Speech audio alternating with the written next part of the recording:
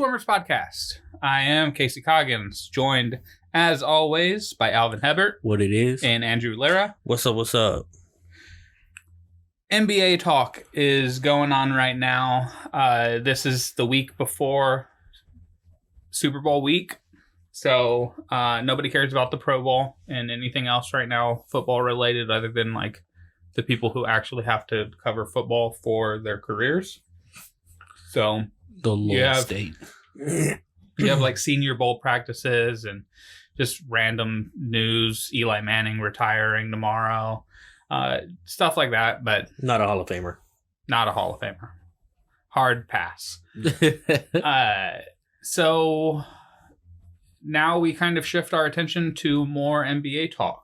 Next week we'll do our Super Bowl predictions and just preview show. But until then, we have the most anticipated debut for a player since LeBron. There have been prospects that were otherworldly coming out of college, but they didn't have this hype that Zion does. Zion had the Instagram hype.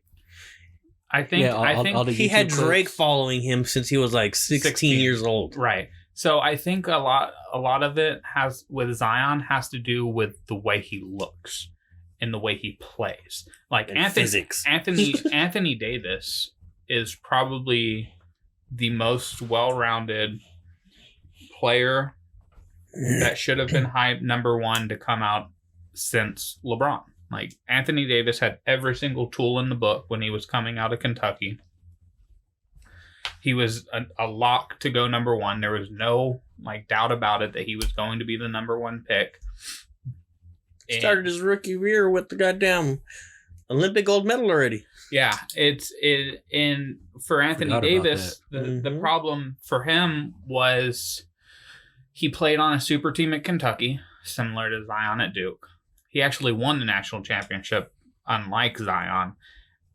But he was kind of seen as a Tim Duncan. Like, if you remember hearing all of the hype, he's the next Tim Duncan, this unassuming superstar. Like, he's not going to shave his eyebrow. He had all of the makings to just be Tim Duncan 2.0. And then, so he was all substance, no flash, kind of. Yeah. Whereas Zion was high school phenomenon, similar to LeBron. Unbelievable athlete, similar to LeBron. He was actually the number 2 recruit. He wasn't even the top recruit coming out of high school. RJ Barrett was the number 1. RJ Barrett was number 1. That Canadian. And RJ Barrett's probably just the comparisons are flying. RJ Barrett, Canadian. Andrew Wiggins, Canadian. Both super hyped coming out of high school. Both having kind of an underwhelming Anthony Bennett freshman year. Oh God, Canadian. He was Canadian, but he didn't. That was all right. Well, we have to draft somebody number 1. That was a bad class. That was horrible. Not great. So yeah. I mean, like, even thinking back, Kevin Durant was super hyped coming out. Him and Greg Oden. We know that Oden went 1 and had all of his health issues. Kevin Durant became arguably the best player in the league. Derrick Rose and Michael Beasley went 1 and 2. I think the next year, Derrick Rose, super hyped, becomes the youngest player in NBA history to win an MVP. There have been certain players since 2003 when LeBron was drafted to come in as a hyped rookie, but nothing the likes of Zion Williamson. And as I said, I think that has to do a lot with his size, the way he looks, his personality. He's You look that beefy, but you could leap out the fucking gym. It just defies physics. It's like somebody decided that they wanted to make Big Baby Davis a LeBron James athlete. Yeah, like the creative player on 2K. Like this this is similar me, to, but I'm gonna make sure my jumping is 99, and I'm Yeah. just like dunking on people. Right. it's similar to when LeBron came into the league because he's his own fucking genetic freak. They were making comparisons to Kobe at the time, where it's just like, yeah, he's just as good, just as fast, and Oh yeah, talking about like just as smart as Kobe, as big but as he's Pippen. so much bigger. Yeah, they was comparing his body look to Scottie Pippen. I was all like, So LeBron was a little leaner than like he was similar to Scotty, but he was kind of a leaner guy. And then it took him until about the 08, the 07 season to really kind of put on some muscle, get bulky, and then it wasn't until he went to Miami where he became this all-time freak strength athletic person who was faster than anybody on the court, could jump higher than anybody on the court, and was stronger than anybody on the court.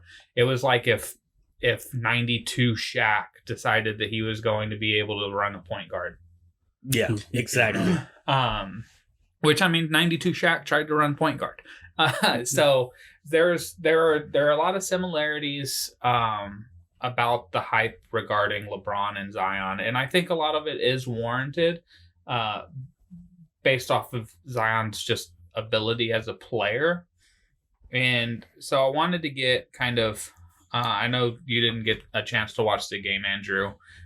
So this for you, I kind of want to hear your idea of what you think the prospects of Zion are. We all know kind of the billing he has, where he's the next best player in the league. He's the future. He's the future. He's if LeBron and Draymond liked each other, fucked and had a baby. That's Zion Williamson.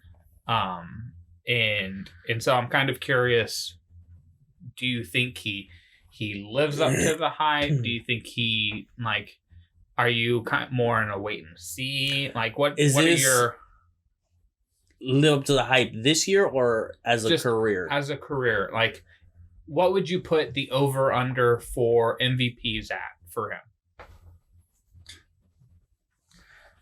yeah, I won't like my answer. So I said 2. I would say the over under would be 1.5.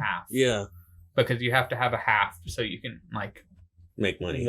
So one would push. Yeah. So I would say the over under on MVPs for him is 1.5, because he's going to be on the Pelicans team that's centered around him and his abilities and his talents. It's gonna be on how well he and Brandon Ingram can mesh. Him and Lonzo can mesh. Yeah, which I mean, because Ingram's up for an extension this year. Yes. Yeah. So this is where they need to figure out. And they so want to shape their future. And we'll kind of we'll get into that in just a minute. So I would say the over under for Zion MVP is 1.5. What would you take? I check the odds to see if I can play both. Hedge my bets. Yeah. I put $10 on 2 and I put $5 on 1. And exactly. How much? I'm gonna make money somehow. I'd probably go with 1. So I think there's too much talent in the league. But do you think he gets 1? Yeah. MVP. Yeah. Okay.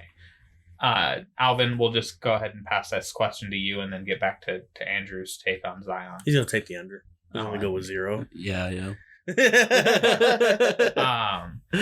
And I'm also with the under but I do think he'll get 1. It wouldn't surprise me if he gets 1, but I say 0.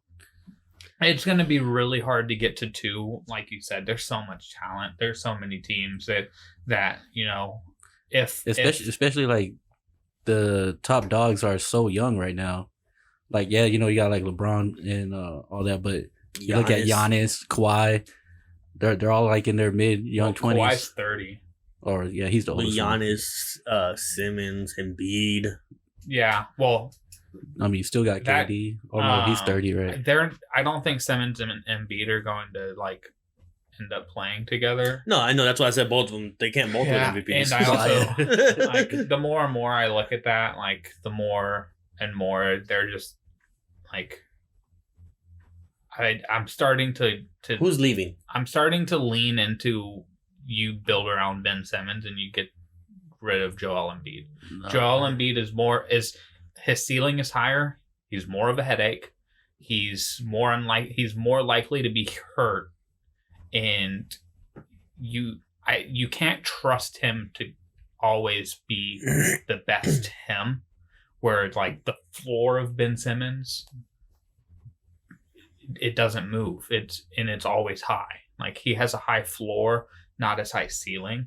Whereas Joel Embiid he's more consistent than Embiid will be. Yeah, and you think so? You can build around Ben Simmons. He consistently doesn't shoot threes. To kind of go to swing this all into the Zion conversation. That the Ben Simmons, Zion, LeBron, James Harden, Giannis, like that is the mold in which teams are building now, where they say, all right, here's one superstar. We know his ceiling. We know what he's good at. We know what he can do. Let's put a roster around him that highlights all of the strengths. And I think Zion can get that in New Orleans. But like we were just saying, I don't know if he's going to be consistently so great, so much greater than all of these other guys, to where I feel like they're just going to be passing the fucking tiki torch of like, you're the MVP this year and you're the MVP. That's like, what I see. Like in Giannis right now, to me, is winning the MVP race. And so we'd have a back-to-back MVP again. But after this, like, where does Zion get better? I mean, where does Giannis get better? And like compared to all these other guys, you're gonna have KD coming back with Brooklyn. Like he has a chance. You're gonna have Steph and Golden State still having a chance. There's so many players that could have a chance to win an MVP that it's hard to put two MVPs in Zion's plate. Championships. Do you think that he is best player on a championship eventually? Giannis? I'm not Giannis. Zion? Zion. Yeah, 100%. You can see that? Yeah. As a champion? Yeah. Yeah. Well, like if his team, he's going to need the right pieces, but he can be the best player on it. So I'm not saying he does win a championship. I'm saying that if he is your best player, can you win a championship? It won't happen in New Orleans. If he's your best player? If he's your best player, can you win a championship? And this is kind of, projecting. Well, it's all projecting because by saying that, you're pretty much saying that he gets to a certain level of player where he's in that top 5, top 10 in the league, where, he could be the 10th best player in the league playing with, let's say, Brandon Ingram. And if Brandon Ingram's the 14th best player in the league and they both get to a certain level, you can win a championship. Like Golden State. Exactly. Except I would say Steph was probably the 5th or 6th best player. Yeah, and Clay's like 10th. Clay's like 13th, and Draymond's like 21st. Yeah, but something like that. But yeah, it's. I'm leaning towards yes, but I kind of have my doubts about it also. See, I think for you, I would guess that it's more you're projecting that he doesn't quite live up to the billing. Yeah. And so that's why you're hesitant to saying yes. You wouldn't be surprised if it happened, but you don't project it to be the case. Yeah, because it's hard to live up to that hype, man. I mean, especially when you're that big and you're starting off with an injury. Yeah, like I'm not trying to. It's not trying to make like direct comparisons to, but I feel like it's very parallel to when Blake Griffin was coming out, and he was all hyped up for being an athletic freak and for being the size he was and all that stuff. Comparing him to like a freakish Charles Barkley. So I would say that the problem with trying to make the Blake comparison. Yeah, that's why I don't want to make it direct. Right. Yeah, I get what you're saying because like very similar. Yeah. Like similar billing. Like they're going to be this stretch 4, stretch 5, super athletic. Just get out on the break and do. And just impossible things that nobody else in the world should be able to do. Mm-hmm. The problem with Blake is that he played with Chris Paul. Yeah. And he was coached by Doc. like he got kind of confined into a role, also played next to DeAndre Jordan, where it was a certain way, and they kind of reined him in on all of the stuff that he was able to do well. And I think with New Orleans, the way that Zion comes into this is that I honestly think the biggest problem, and as Andrew mentioned earlier, Brandon Ingram. Like that is, I think that's the bubble. That's the rain cloud. That's do or die. Is Brandon Ingram going to be the type of player? And I really felt bad last night watching that game for Brandon Ingram and some of those other players where, like, Brandon Ingram, I'm a believer in. Like him, I was a believer in him. I was a believer in Lonzo Ball. We've discussed Lonzo Ball enough. Like, those are quality starters in the NBA right now. And Brandon Ingram has the chance to be a top 10 guy in the league. But he was at the free throw line last night, and they had just taken Zion out. They were saying, we want Zion. And the fans were chanting, "We want Zion," while their team is trying to win a game, and Brandon Ingram's at the free throw line. Like, how shitty is that? Like if the Spurs fans were doing that, like if Marco Bellinelli was shooting free throws and Lonnie Walker had just been taken out, and we're down 3 in a game, and the fans start chanting, "We want Lonnie," like, y'all know where I stand on Marco over Lonnie. Like, I was like, you start that chant. but the only reason I'm off Marco is because I want Lonnie to get the minutes. But if Marco hit one of the biggest shots last night, and it's like straightaway 3. It seems like the only way he makes a shot is if he's falling away and leaning into it, and he makes it as hard as possible. But like, he also made one of the biggest shots against Miami. Like, he has a role. I want to see another guy develop over Marco, and that's why I'm like anti-Marco. Do you think that trade's gonna happen with Miami? Which trade? The DeMar, LaMarcus for Justice Winslow, and I think they're talking about Goran Dragic. Has it been floated at all? Yeah. They're saying that the Heat are interested, and they have interest, and there's just a rumor mill. We have interest in who? In Bleacher Report DeMar and I just typed in Heat Spurs, and the first thing that popped up was trade. Mm-hmm. A source in contact with the Spurs said San Antonio hasn't decided what to do regarding LaMarcus and DeMar, but that it views the Heat as a potential trade partner if it decides to make a move with either one. But yeah, I mean, there's talks. The problem I have with, like, they've both been so great recently. But so let's table this, get back to finishing the Zion conversation.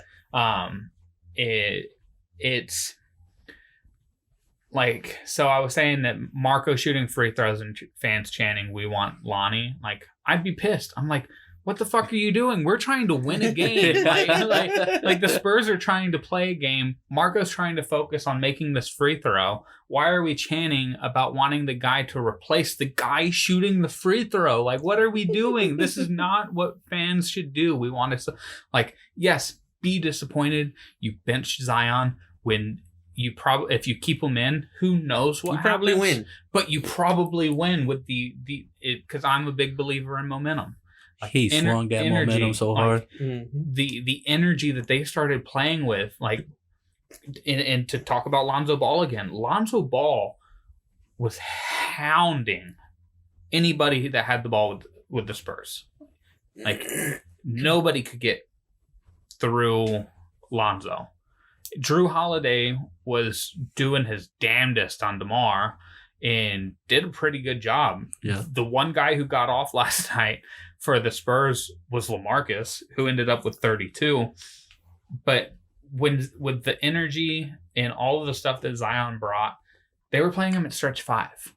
Like, the people who were on that court for that run, it was Drew Holiday, it was Lonzo Ball, it was Brandon Ingram, and I want to say it was JJ Redick. And they were just playing him at small ball 5, similar to Warriors with Draymond. And Jakob Poeltl made a business decision to not go out and guard him, and Zion hit threes. Alvin, you did watch the game, right? Yeah. You got to catch it? Yeah. So we've talked about kind of like projected a little bit on Zion. We texted about his the way he looked in those first 12 minutes. Just give your overall grasp of what you saw last night. Just kind of give, like, when you were watching that, just hit all your talking points on Zion. Definitely do see the potential of him doing something great, or being great, I should say. The first 3 quarters though, I was just like, man, this guy looks sloppy with the ball, like those kids that you see at the basketball court. They like dribbling, but it doesn't really have like it just doesn't look smooth. It doesn't look natural, like with you controlling the ball and like running plays through him. Cause he had a couple that one turnover where he like tried to like break down the defender, and it just looked like he just like handed him the ball like on a handoff, and I was just like, that looked kind of ugly. Right there. Yeah, so he did end up with 5 turnovers. Yeah, so, like, I definitely know that he was sloppy. But you could see that he does have the energy. I mean, his passing ability, I feel like he could be like one of a real good passer with the ball, like what he was doing, like just from across court, just like throwing like dimes to Etwan Moore, I think it was. Oh, the cross court pass to the wide open wing 3 that he missed. Oh no, he went in for the layup. That play. Oh, that one. I'm thinking of he made a pass to Etwan Moore. Yeah, the corner. And yeah, it was like a corner. I thought it was on the wing, and then he was just wide open and missed a 3. Yeah. I saw the stat that in the first half, the Pelicans were 0 of 4 from 3 on passes from Zion. So it's like, had they hit 2 or 3 of those, he goes from 3 assists to 5 or 6, and then he ends up with a 22, 7, and 6 as his first start in 18 minutes. Yeah, and I saw a tweet from Kendrick Perkins last night also. Because I'm referring to like how I told you, I was like, man, like 285 looks pretty big and all that stuff. But then Kendrick Perkins was like, I was at the game. Like, he doesn't look overweight. He's actually like ripped up and like in shape. Muscle. Yeah. I heard a number that was floated that he was 8% body fat. Yeah, that's what Kendrick Perkins said also. That's what he's listed at. That's what the doctors have him listed at. He's 8%. And it's like, I'm like, that TV camera must be adding on that 8 pounds then, because I'm just like, you don't look like 8% body fat at all. Yeah, so that was kind of like, obviously the initial take was sloppy, gassed. Just he didn't like he looked out of place in the offense too. Overwhelmed by the moment. Like, not necessarily like the decisions he was making, but like just everything was going a lot faster than he's used to, which it's the fucking NBA, and you've been gone from basketball for a while. Couldn't even walk. Like you had to learn how to walk and run again in a different manner. But I also don't think the Pelicans really did him any favors. It says, hey, what's the coach that's probably the worst in the league to start this guy against? Like, Pop likes taking the fun out of everything. If they're billing, like, Pop would have lost that game by 50 if that meant Zion had 0 points, like over 6. Like that's the kind of like, and so he was doubled. He was doubled a lot when he first touched the ball. Those first 4 minutes that he was in the game, they were sending doubles over. They were like showing guys. They were like, "Here, welcome to the fucking NBA," is what Pop was doing. And he makes this tremendous pass. The double's running at him. Brandon Ingram makes a great cut from the wing, throws this pass on a dime right in Ingram's hand for a layup. And it's like that, like you said, the vision, the passing ability. Yeah. He has a lot of these raw tools in his game. So when he makes that first three, could you feel the tide change a little bit? It was actually after the second three is when I felt like the tide, because there was a little scenario where he did hit the three, and then I think that's when Spurs went back down, and I don't know if that was the Marco Bellinelli three or Marco hit the three. 2. Yeah, Marco hit the three when right after Zion took the lead. Okay. So it would have been DeMar's 2. It'll probably be, it was either like DeMar's 2 and like DeJounte's little like Pop a shot thing. Yeah. And when I saw Zion make the second 3, that's when I was like my morning swinging, like the crowd started getting more hype. You see the bench getting more hype and all that stuff. And then he hit the third 3 where he jabbed at LaMarcus Aldridge. The one that he jabbed at LaMarcus was his fourth one. That was the fourth one? Because that's the one where I was just listening to the Rosillo podcast, and he was like, when I, like, 9 times out of 10, when a guy is on fire, and he does that, like, jab step, hesitates, doesn't go, like, right into the shot, and you can kind of tell that he's thinking about, like, should he shoot this ball? Yeah. 9 times out of 10, he misses it. You have the hot hand. Just let that thing fly and be confident in the shot. Yeah, because I mean, like, his shot ain't pretty. It's like, it looks like the Kawhi like line drive like type of thing. It doesn't have too much arc to it, but they were going in. Crowd got hype, and I was like, once he had hit that 3 that got the lead, I was just like, I thought the Spurs were going to lose. Yeah, this is what people were talking about when they talked about Zion. That's why I say, like, you see the potential. Yeah, and I mean everything. So the shot for Zion is the thing that if he's a 35% 3-point shooter, the league has to be on notice. Oh, I'll take that any day. Because that's the one thing that you want to live with. Because he'll tighten up the dribble. He'll start realizing how fast these guys are. He'll start learning where the doubles are going to be coming from, because the double teams come from the same place. There's nothing new about double teaming a guy in the NBA. It's, can you handle it? And unless you get that one sneaky guy that comes from behind. Right. and that's, those times are your teammates need to be communicating better. Yeah. Like those are extenuating circumstances. So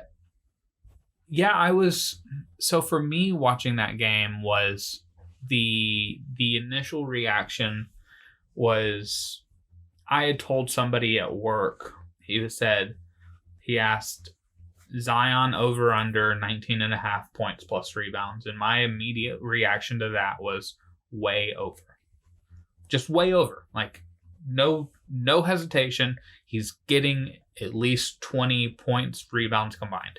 Because if I know the Spurs, it's they have the guys that they can't guard more often than not is an athletic big guy.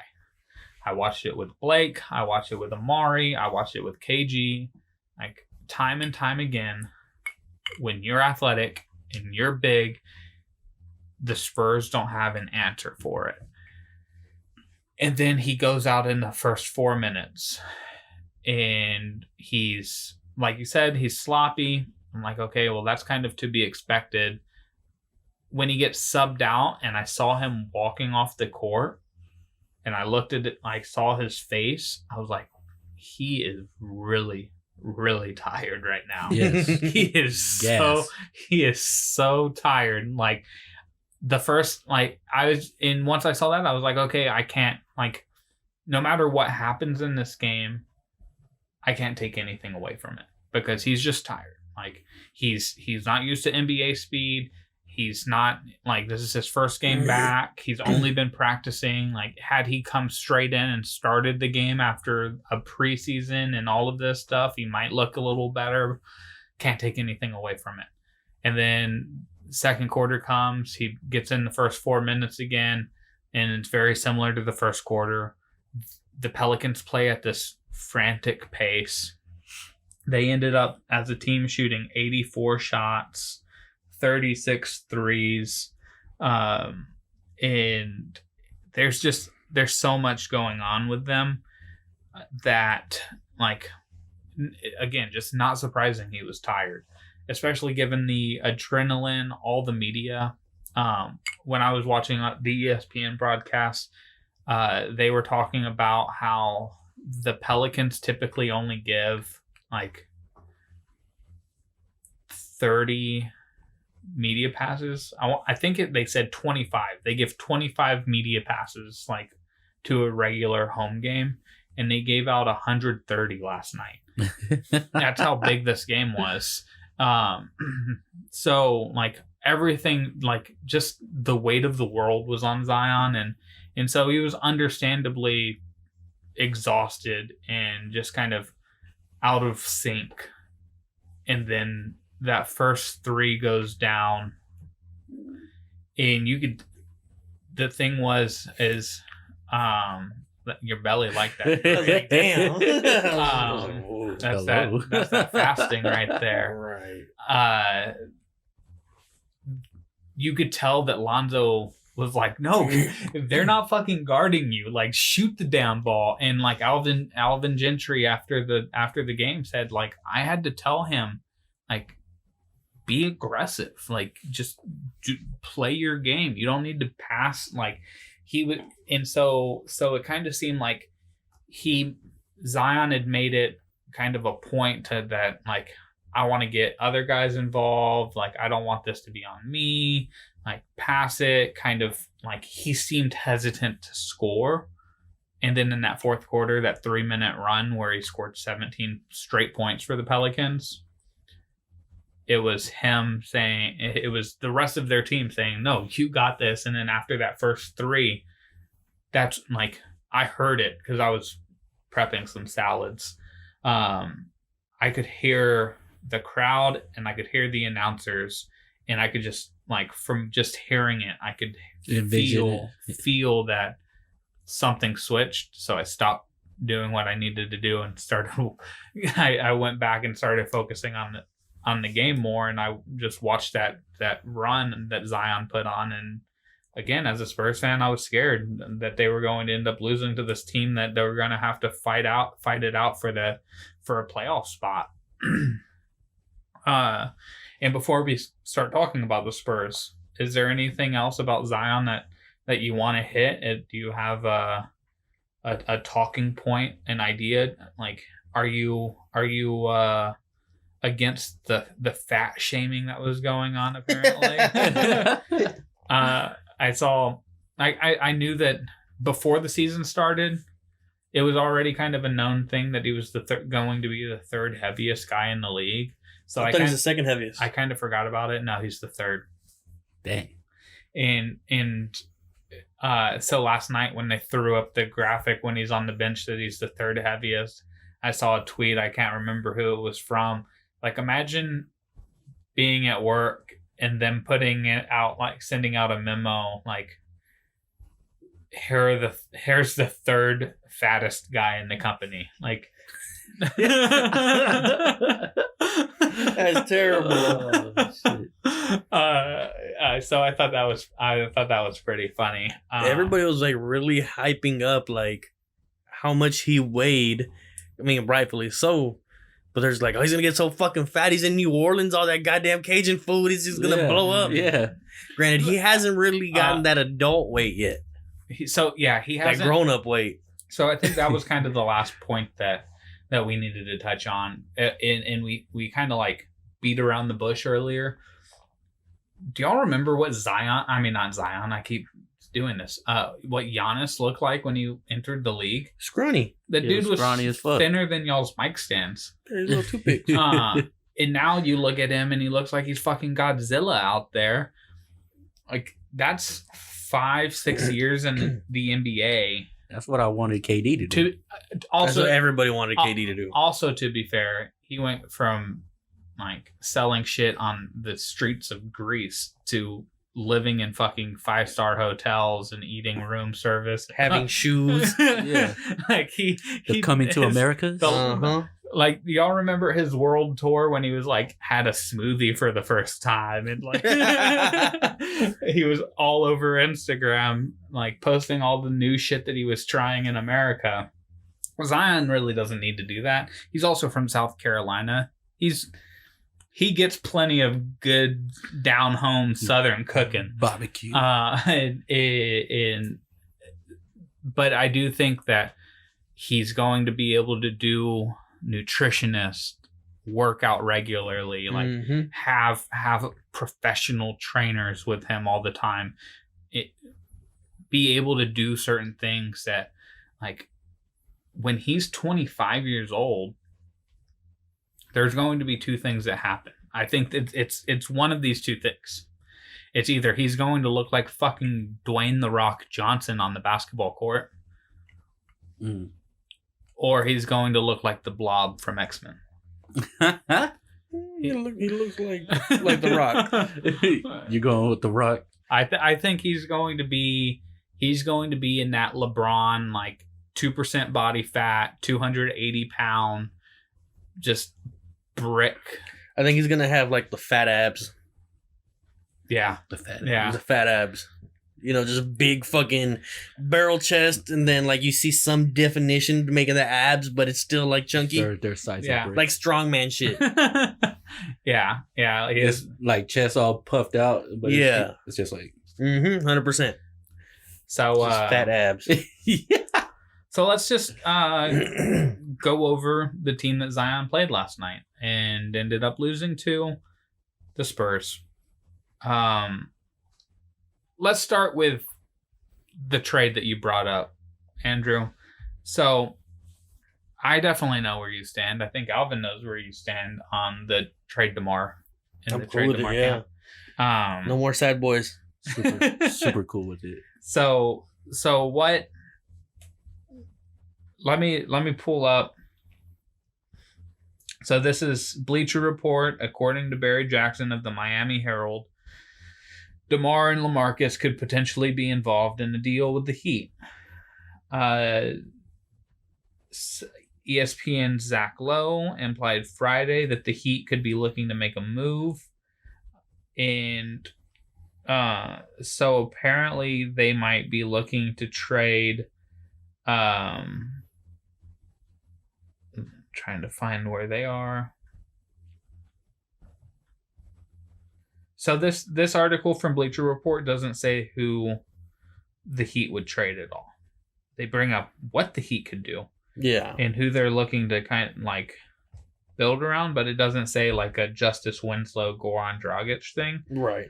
Which I think if it's... I like Justice Winslow a lot.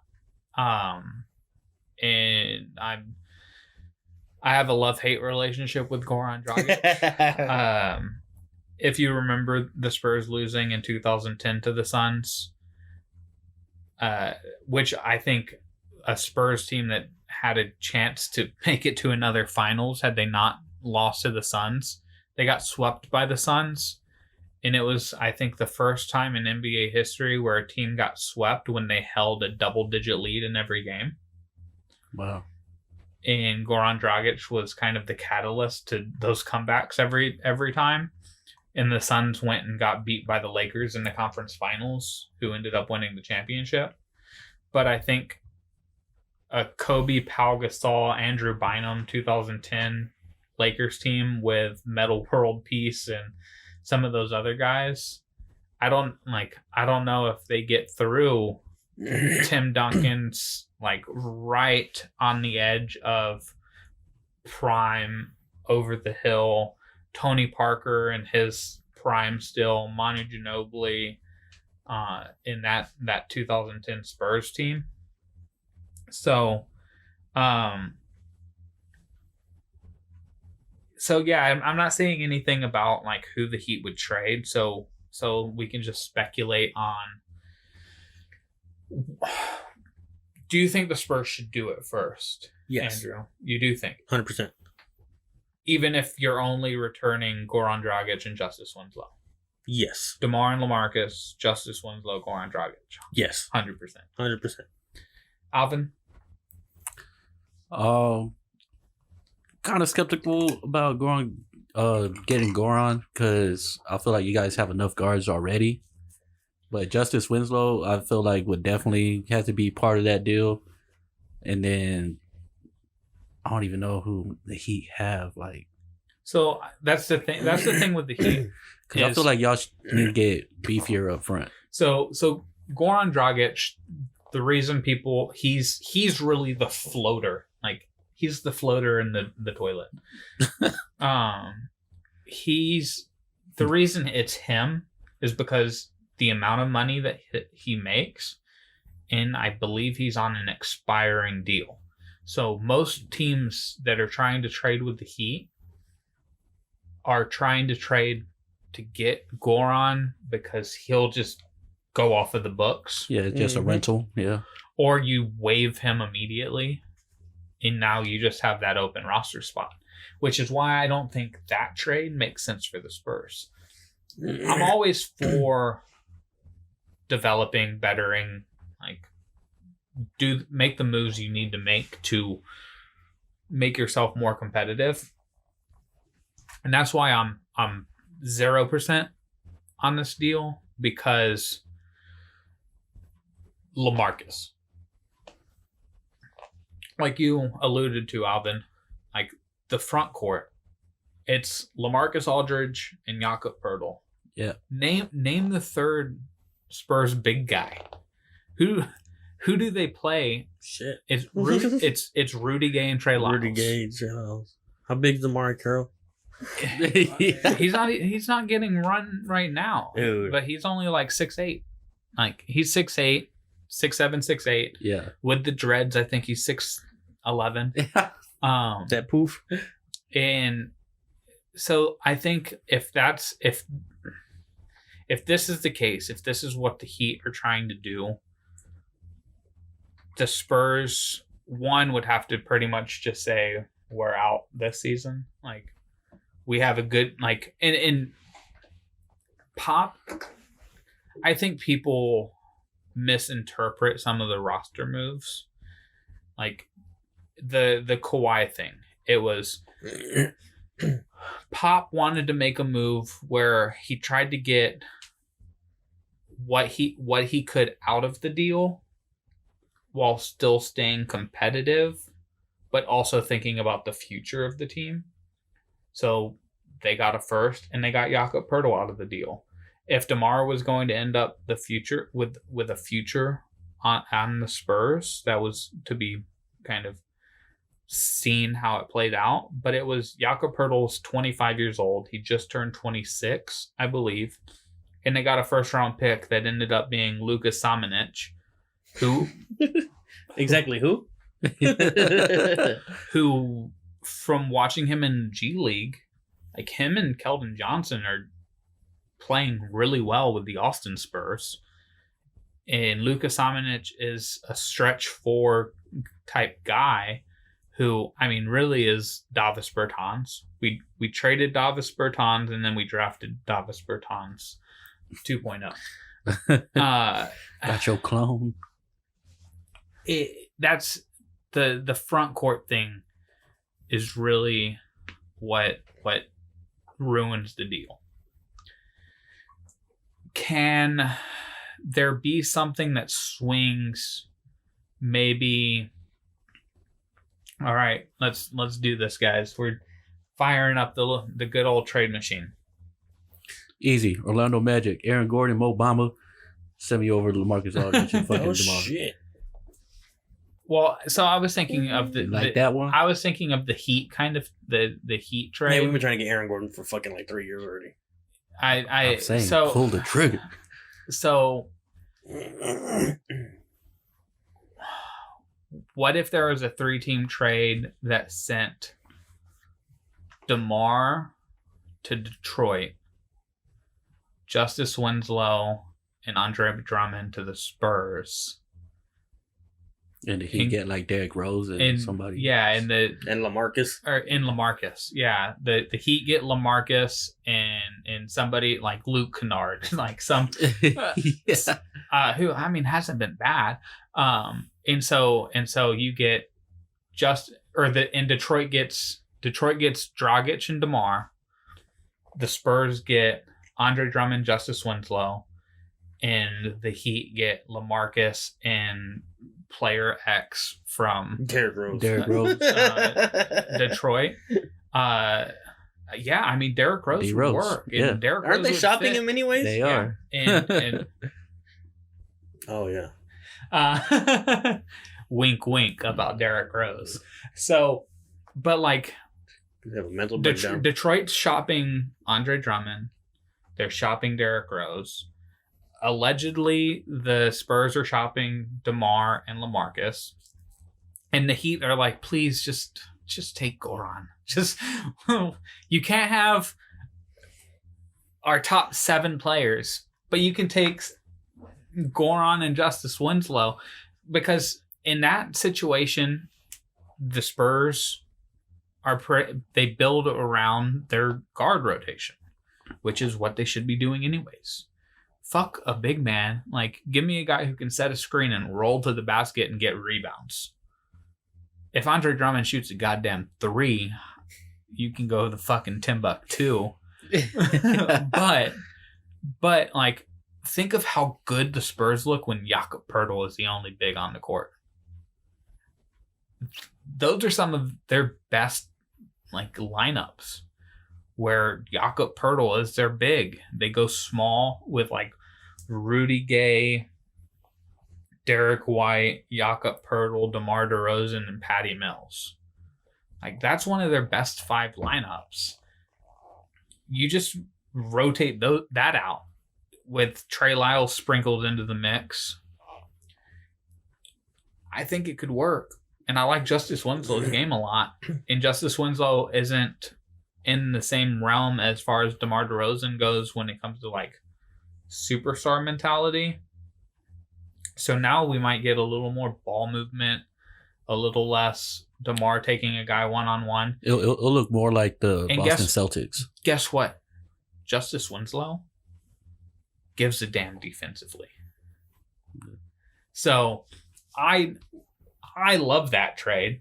What do you guys think of that? Or the Mo Bamba Aaron Gordon thing is interesting.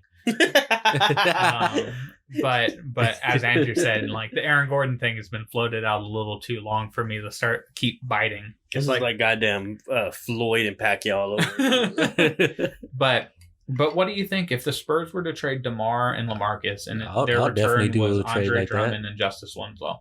I'll pull the trigger on that. The caveat: Andre Drummond's a free agent after this year, and he wants to test the market, or he wants to sign a big deal. Is he a guy that you want to invest with as a Spur? Because you could definitely build a similar roster, like a Tim Duncan type of roster. Because, Andre Drummond's not a guy that's going to go out and shoot threes. You need to pump the fucking brakes talking about building a Tim Duncan kind of roster, talking about Andre Drummond. Because what? Well, I'm talking about the roster. I'm not comparing him to Tim Duncan. I'm talking about the type of roster you can build. So Andre Drummond's 26 years old right now. Oh shit! Why do I feel like he's old? Right? Because he left UConn after his freshman year. He's been in the league 7 years. Damn. And Justice Winslow, I believe, is 22 or 23. Yeah, I know he's young. He's 23, about to turn 24. And he's listed at 6'7". So imagine a small ball 5 of DeJounte Murray, Derek White, Lonnie Walker, Justice Winslow, Andre Drummond. I think I fell in love.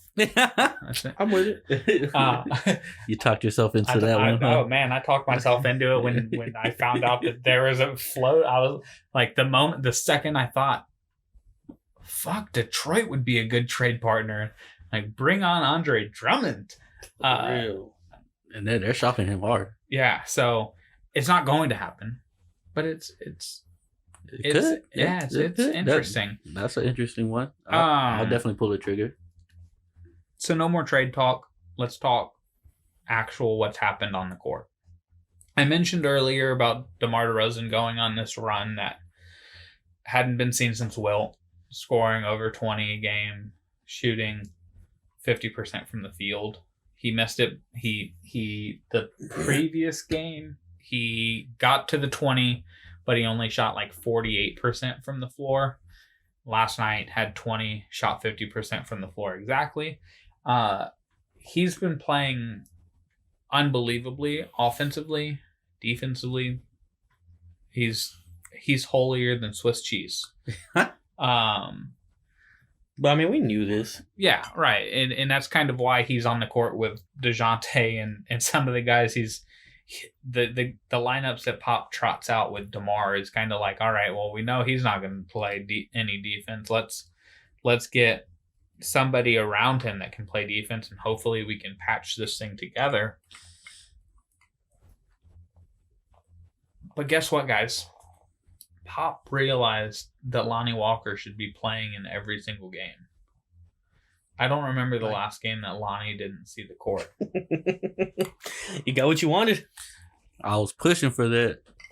Pop fucking saw the light. Somebody flipped on the switch. I did. You're welcome. Maybe it was Becky Hammond because she convinced him to challenge a call. Yeah. I was like, oh shit. So we all had them in the preseason playoff, right? We all picked them to make the playoffs. Yes. Yeah. I had them at the 6th seed. Do y'all remember what y'all had them at? I think I had them like 7 or 6 also. I don't know. I finally posted the damn picture today on our Facebook page. That's where exactly I was going. Yeah. I was like, I think I had him 8. Somebody else had him at 8. Yeah, I had them at 6 because I had the Mavs at 8, which that's not looking great. So I have it. I had them at 6. 6. You had them at 8, Andrew, and I had them at 6. Oh, so 2 had him at 6. I had fucking Alvin had the Lakers at 7. How'd that pan out? And the Warriors at 3. Y'all have the Lakers at 4. What are y'all talking about? I had them at 3. All right. No, you got them at 4. I have them at 3. Oh, no, 3. All right, yes. I was looking at Andrew's. Yeah, I didn't see them fucking tearing it up like that. Yeah, I definitely didn't see them being that kind of record. Like, no. We're playing for real this year. Yeah. So the Spurs had, their worst losing streak in the last 20 years, pre Tim Duncan.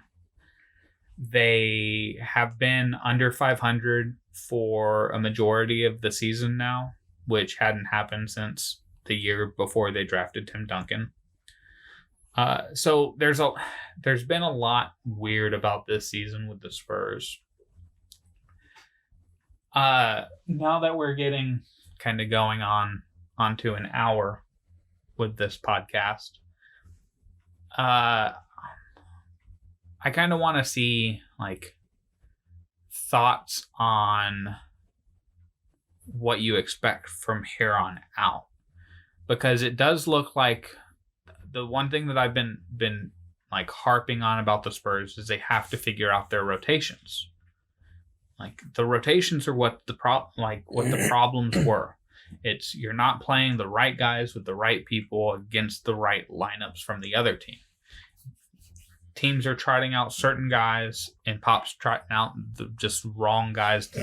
He's fucking match tinkering it up with, yeah, and so it seems like they found a foothold, and now they're 20-23. They're tied with the Grizzlies for the 8th spot. They in their last 10 are 6-4. Not great, but could be worse. They're actually a half game above Memphis now.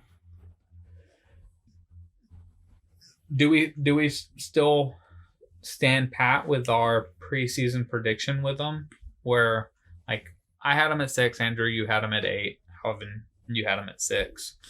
Right now, the 6th seed is Houston, and that's a 7-game difference, which is insane to think about.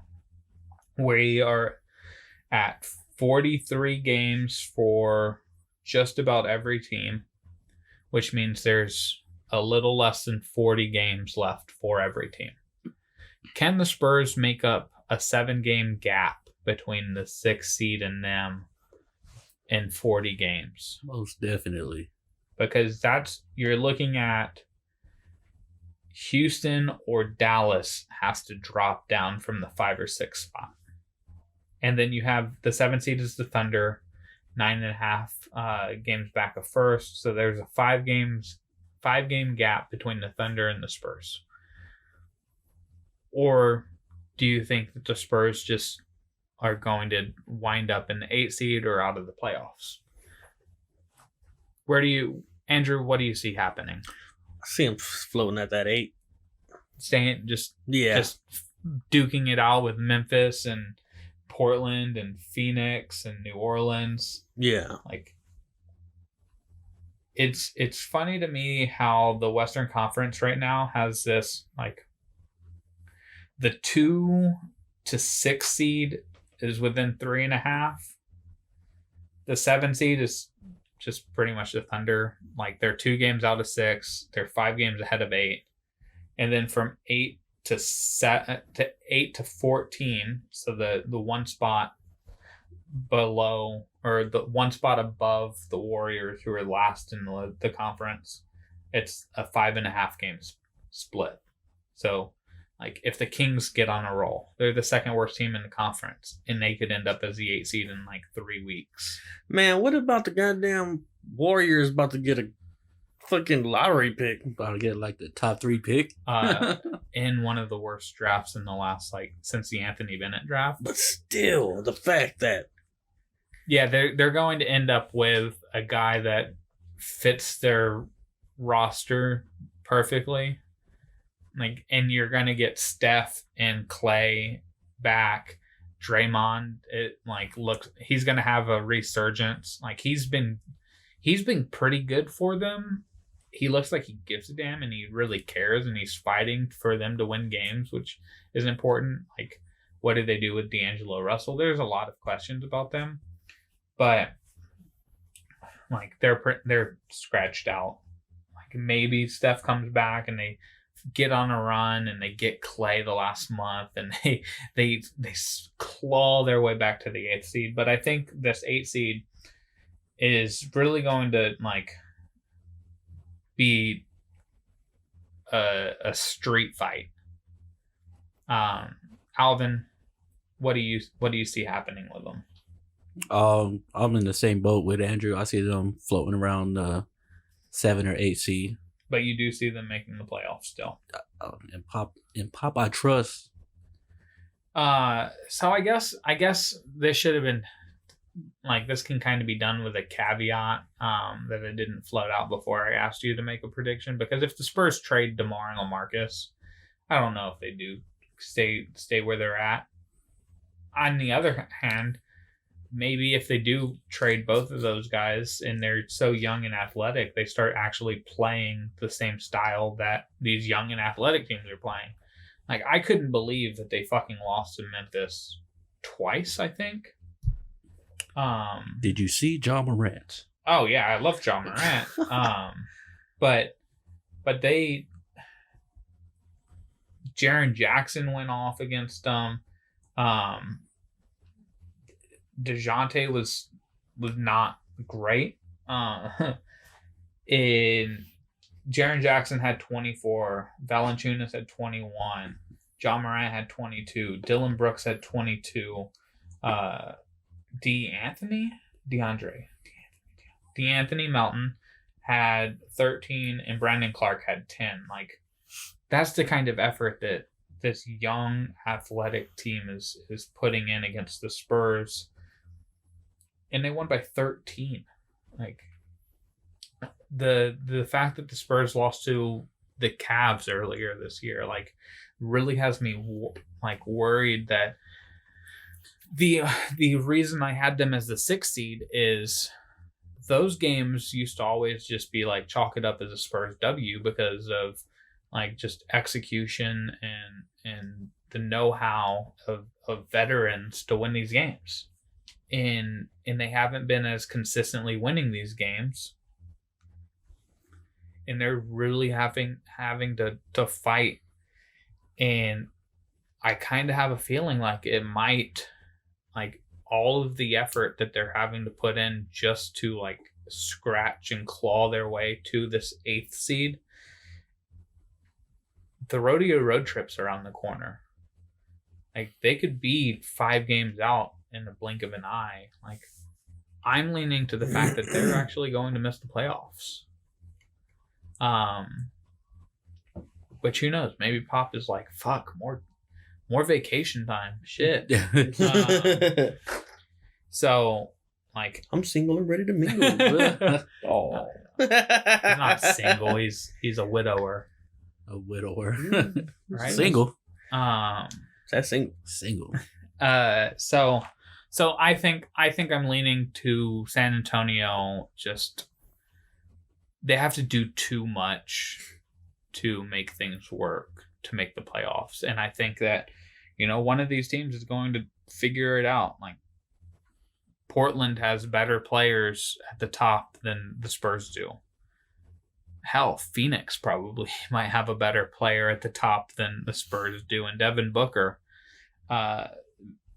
Even Memphis, like the way that they're coached and the way that they're playing, it's just there's so much that the Spurs have to go up against that I don't think they're ready to do it. Like the way that their roster set up and the way that their rotations are, while I do think that they've been getting better and they have looked more competitive and like they beat up on the Bucks, the best team in the league, and all of that stuff.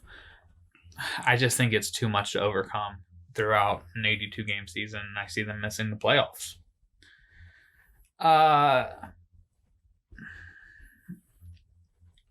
Is there anything else about the Spurs that, like any other points about them that you want to make before we move on, get to our one bold prediction for the rest of the season and wrap up? No, I feel like we hit it. All good so far. We're just kind of sit and wait. So bold predictions. The difficult thing with coming up with a bold prediction is it seems like, odds are a team in LA is going to make the finals and Milwaukee is going to make the finals in the Eastern Conference. Odds are no big splashy trade is going to be made because of how contracts are set up and how teams have built their rosters, that it's really hard to make a big splashy all-in kind of trade, the likes that we talked about with the Spurs. So we really had to rack our brains with these predictions. And I think I came up with one that's pretty fun. But Alvin, what did you come up with? The Sixers will move on from Ben Simmons at the trade deadline. Before the trade deadline? At the trade deadline. Like, you think they're going to trade him at the deadline? At the deadline. Ladies and gentlemen, I think we have Alvin's boldest prediction to date. Damn, now I got to fucking change it. What did you have? Was it Ben Simmons also? No, it was the Lakers not making it. The Lakers are going to be the team out of LA. Oh, it's not going to be there. So you were like, shit, now I got to go bolder? I was like, fuck, man. I was like, Lakers are on fire, too. And I was like, so you take your time. I'll go next. I'll fire up my prediction. I started off with a bang. Yeah, I know. That was unexpected. Right? Mind if I asked you any idea where they would trade him? What do you think that they should trade him for? What, like, team, player, like? Definitely definitely I do see them trading for like a facilitator point guard, one that's doesn't need to put up points. Like he just sets up the offense for Joel Embiid and Tobias. And who I was looking at is y'all probably gonna hate me on this one because you're gonna be like a facilitator, and that's the name you picked up. Russell Westbrook.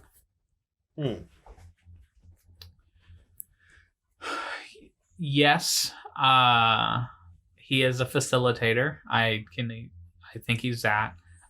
Ben Simmons is also a pretty damn good facilitator, and I would probably say that Ben Simmons' passing ability and vision is better than Russell Westbrook. And you're trading for a shorter Ben Simmons, getting Russell Westbrook, I think. So like, but Russell Westbrook, I know he could. I know Westbrook will.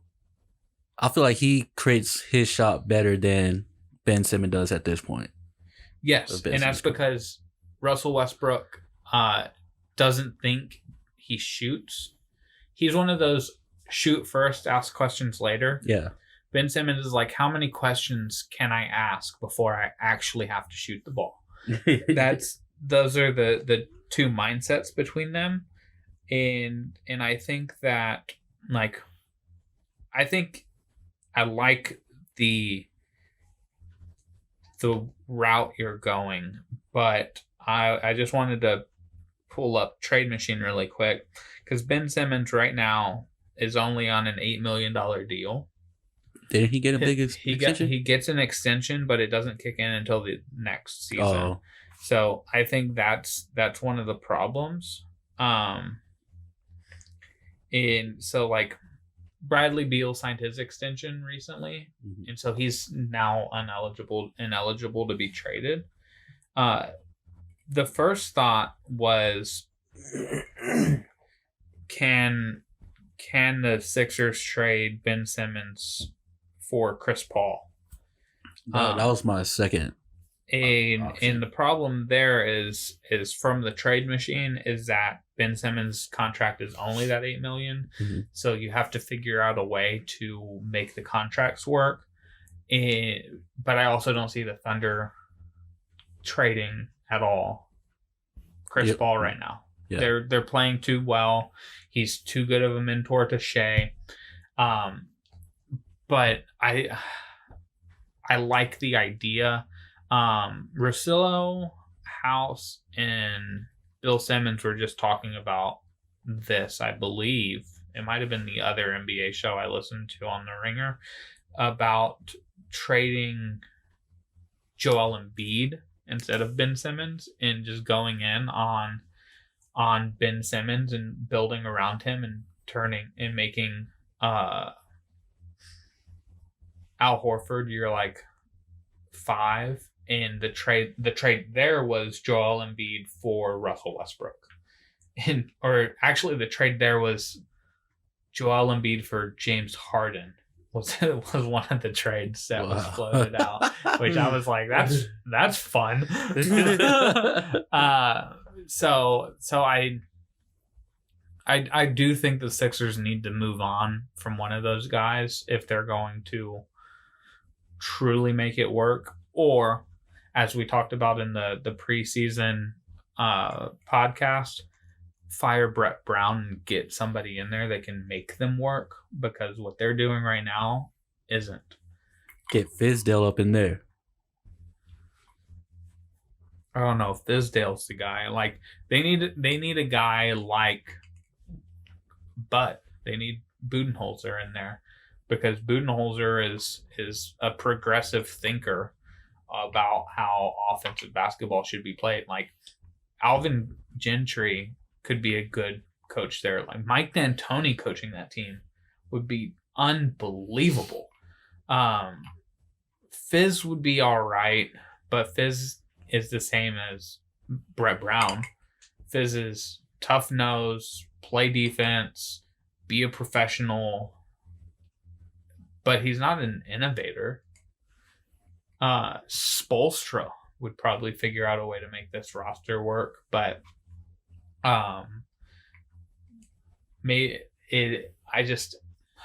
it's tough the position they're in.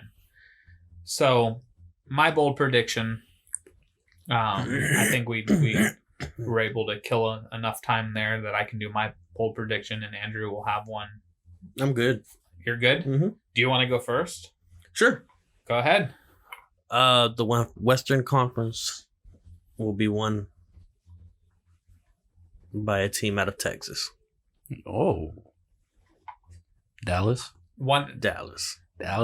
I driving home, I was like, okay, what's my bold prediction? And I was like, I feel sorry for them right now though, because they just lost Powell. I was thinking, I was like, but they just got Chris Stapps back.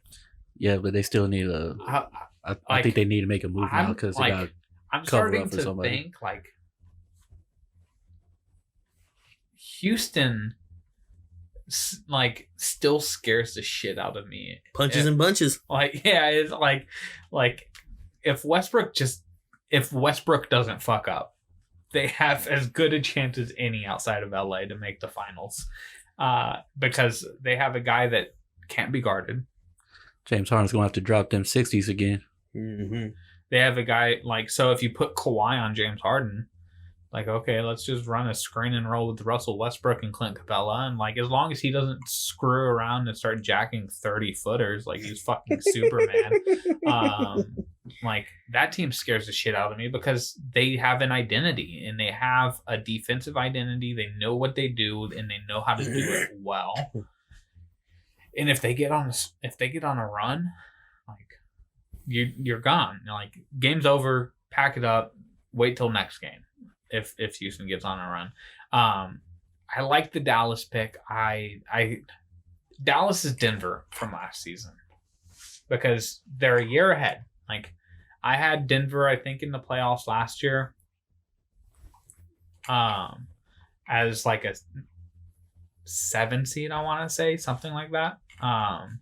But like, Denver was this talented young team that had these certain pieces, and then they ended up being the 2 seed in the Western Conference last year and just blowing the roof off of all their expectations. And that was Dallas this year to me because I had them as my 8th seed. I had them in the playoffs. I thought that they would be really good. But the level that Luka's playing at is unfucking believable. Balling out.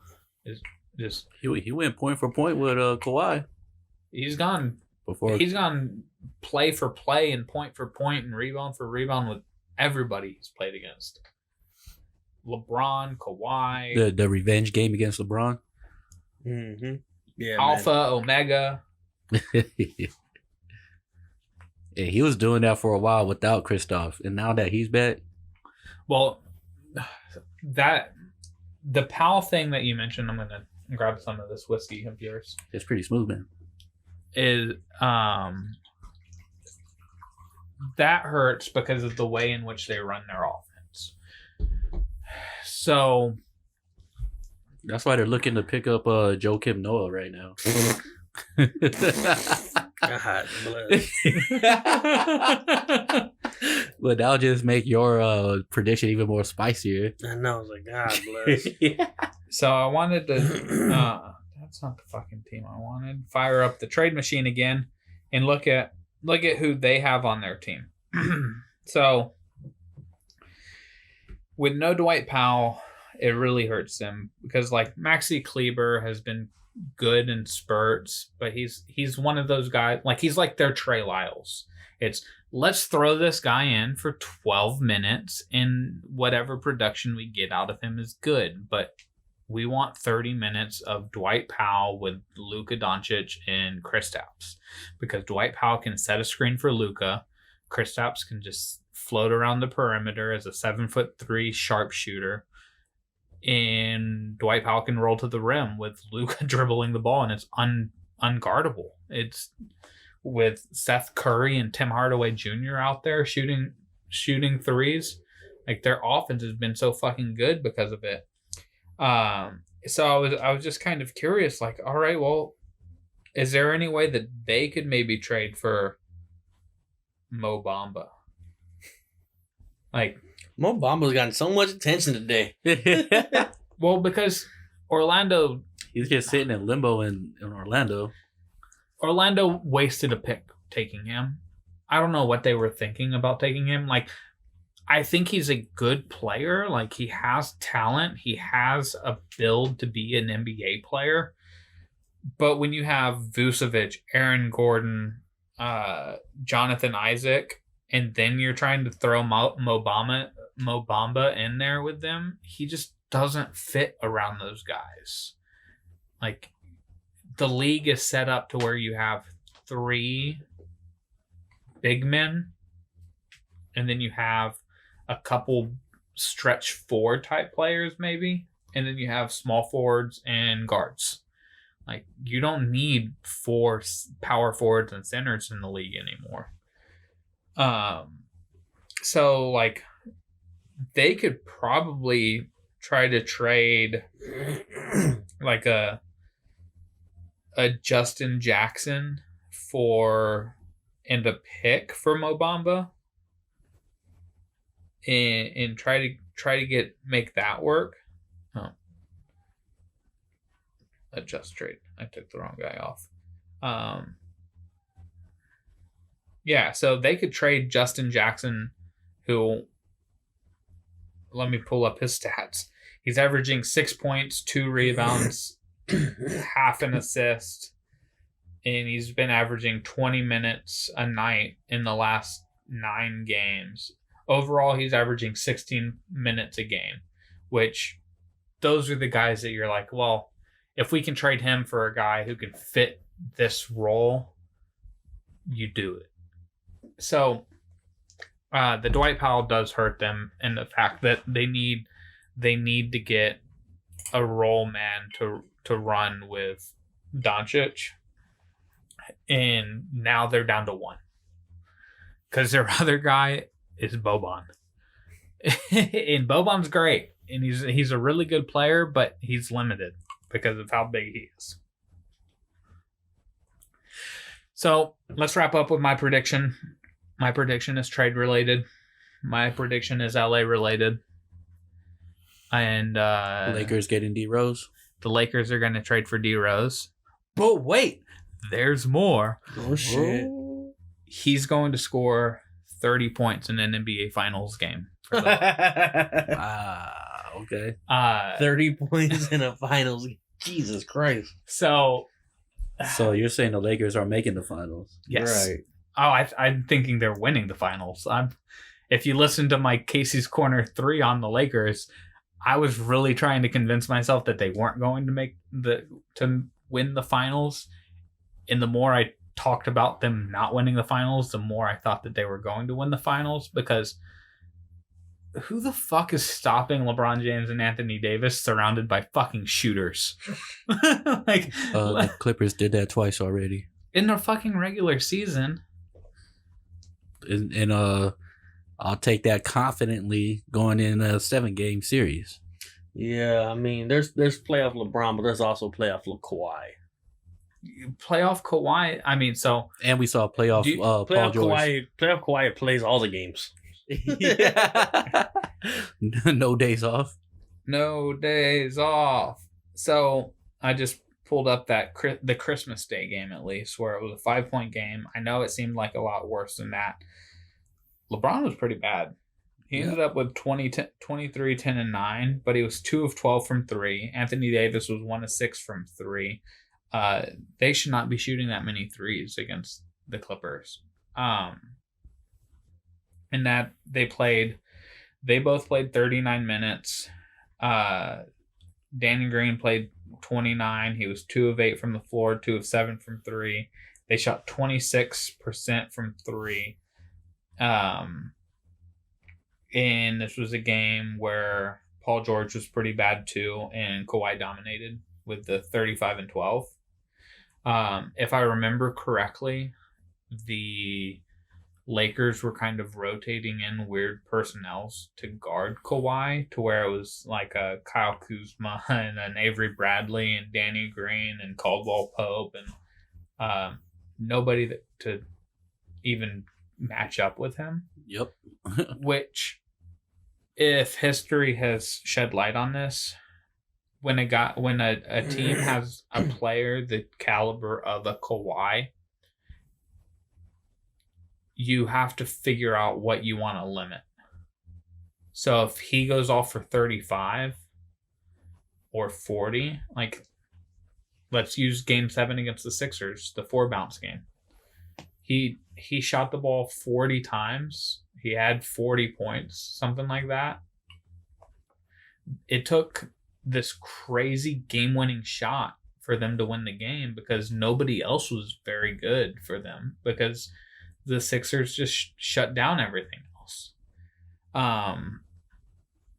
And on the other end, I also don't think that you're going to have games that bad from LeBron and Anthony Davis combined shooting.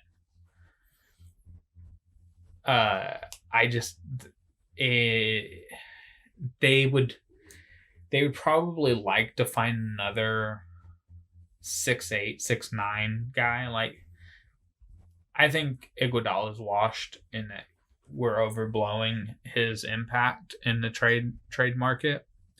But that's the kind of guy that they do desperately need to play the Clippers. But that also goes the same way when it comes to the Clippers trying to stop Anthony Davis. Because Anthony Davis is like a legit 7 feet tall. And you're going to try to guard him with Zubac and Montrezl Harrell for 48 minutes. I don't see it happening. I also don't see LeBron losing to Kawhi in another series. That's tough for me to see, especially given the fact that he's as well rested in a full season that he's ever been. And I don't know who they'll trade to get D Rose. They might have to give up Alex Caruso, but that's my bold prediction. So before we wrap up, is there anything else you want to get off your chest about the NBA right now? Speak now or wait until next week to talk about Super Bowl. Ready to talk about Super Bowl next week. Ready to talk about Super Bowl. Yeah, I'm excited for the rest of the NBA season. I'm glad Zion debuted. Had his debut. I'm excited to see if the Spurs actually make a move, make a trade. That fucking mind blowing. They don't do this shit. Odds are it's going to be a lame trade deadline. Always is. Yeah. Well, not always, but for the most part. I mean, you don't have any players right now demanding to be traded. Well, Bill Simmons hit the nail on the head when he talked about it. You have the way that the CBA is set up is your best players all make $30 million to $40 million, and your mid-level players all make $8 million. So when a great player that's making $30 million isn't great anymore, you can't trade him for a middle of the pack veteran for $8 million, because you have to take on. If you do that, you have to take on at least like 60% of the salary or something, or 75% of the salary.